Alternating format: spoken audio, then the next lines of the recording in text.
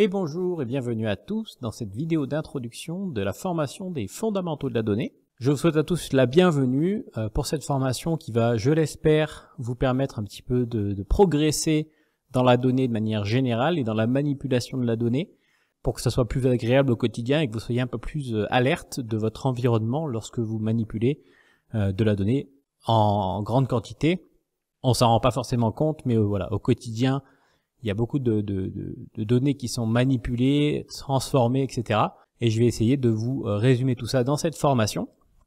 Pour Haddock Learning, c'est un acteur de référence dans la formation du numérique. Il a été créé en 2021 et historiquement, il est partenaire avec Le Wagon, qui est aussi un acteur de référence dans la formation. Il y a plus de 500 personnes qui ont suivi les formations proposées par Haddock, avec une note de satisfaction moyenne de 4,8, et l'avantage c'est que toutes les formations ici de Haddock Learning sont disponibles à distance. Vous pouvez les suivre de manière synchrone ou asynchrone, avec voilà, un suivi un petit peu à votre rythme, ou sur 5 jours étalé sur quelques semaines. Pourquoi on va parler un petit peu des données? Parce que la digitalisation au fur et à mesure des années a multiplié fortement les données et on est sur une croissance vraiment exponentielle. Et plus les années passent et plus la quantité de données augmente de manière importante, sachant que voilà, fin 2022, on était quasiment à la barre des 100 étaoctets, ce qui est énorme, hein. Vous avez la définition en bas ici. Un zétaoctet équivaut à 1000 milliards de gigaoctets. Quand vous savez ce que représente un gigaoctet, ça fait déjà beaucoup de données, d'accord? Donc la prédiction nous montre une évolution croissante de environ 20 zétaoctets par an en moyenne. Donc d'ici 2025, l'année prochaine, on devrait déjà avoir quasiment doublé les données dont nous disposions au 31 décembre 2022. D'accord? Donc ça commence à faire beaucoup de données et donc il faut être un petit peu capable de comprendre comment sont manipulées les données au quotidien, où sont stockées ces données-là, et quelles vont être les potentielles futures évolutions de ces données. Pour ce qui est des données comptables, alors là on a donné un exemple de comptabilité, mais c'est valable dans énormément de domaines. En fait, toutes les données ont tendance à se structurer au fur et à mesure, et toutes les données vont être stockées dans ce qu'on appelle des bases de données, car le stockage en base de données est plus simple, plus organisé, que dans des fichiers Excel ou un petit peu n'importe où, éparpillés partout.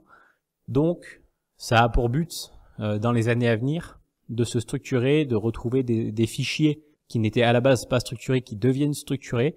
On va reparler de tout ça, ne vous en faites pas dans les modules au fur et à mesure de la formation.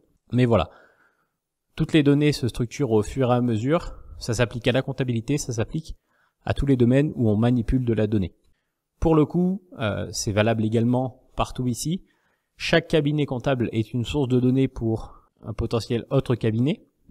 Et on va retrouver des flux qui se regroupent au fur et à mesure jusqu'à arriver sur des lacs et au final arriver sur des océans. Il y a un très rapide raccourci qu'on peut faire, c'est avec les data lakes, qui sont aujourd'hui des structures de données qui permettent de rassembler énormément d'informations.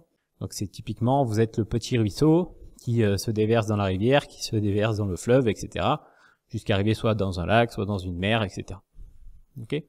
Donc chaque cabinet est un peu une source de données et ces données ont tendance à se remplir au fur et à mesure du temps. Donc qu'est-ce que vous allez faire pendant cette formation? Lors du premier jour, on va s'intéresser un petit peu à l'automatisation du traitement des données au sein de Power Query et dans notre cas ici au sein d'Excel. On ne va pas utiliser Power BI pour la première journée. Pour la deuxième journée, en revanche, on va passer sur de la visualisation avec Power BI. Il y a de la création un petit peu de visualisation de tableaux de bord, etc., de rapports. Ensuite, on va venir approfondir ces fameuses données structurées dont j'ai parlé tout à l'heure. On va essayer de comprendre un petit peu les données structurées, le langage SQL qui est un langage historique mais qui est obligatoire si on veut comprendre comment fonctionnent aujourd'hui en 2024 tous les outils de manipulation de données. Il faut vraiment se dire que SQL est la base de tout et tous les outils qu'on utilise aujourd'hui se basent sur ce fonctionnement-là qu'on retrouve dans SQL. Donc si vous comprenez les fondamentaux, vous êtes notamment plus alerte sur comment fonctionnent après les outils que vous allez pouvoir manipuler dans le futur. On va mettre ça en place dans Power BI directement. Ensuite, module 4, on va voir comment collecter des données avec des API. Donc comment collecter et analyser du coup des sources de données un petit peu différentes de ce que vous avez l'habitude de gérer. On va notamment parler du JSON et du XML qui sont deux types de données très très courants aujourd'hui dans le monde de la data et qui sont un petit peu inconnus justement des personnes qui ne s'y intéressent pas. Et c'est dommage parce que c'est vraiment des formats hyper intéressants et qui vont permettre de gérer beaucoup plus facilement les données dans le futur.